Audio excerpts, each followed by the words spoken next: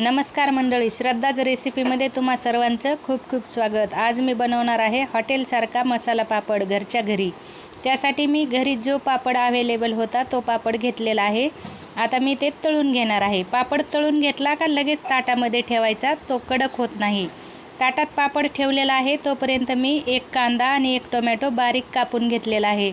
त्यामध्ये मी टाकणार आहे लाल तिखट, थोडंसं मीठ, चाट मसाला, धने पावडर। तुम्हाला आणखी मसाले टाकायचे असेल तर तुम्ही टाकू शकता।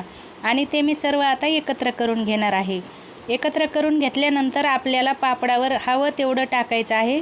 वरून तुम्ही लिंबूही पिळू शकता आणि तुम्हाला जर चिंचेची गोड चटणी लावायची असेल तर ती पण तुम्ही लावू शकता। व्हिडिओ आवडला तर व्हिडिओला लाईक करा आणि चॅनलला सबस्क्राईब नसेल केलं तर नक्की सबस्क्राईब करा, कारण पुढचे व्हिडिओ आणखी इंटरेस्टिंग येणार आहेत। वरतून मी भरपूर अशी शेव टाकलेली आहे आणि लिंबू पिळून घेतलेला आहे। चला तर मग मसाला पापड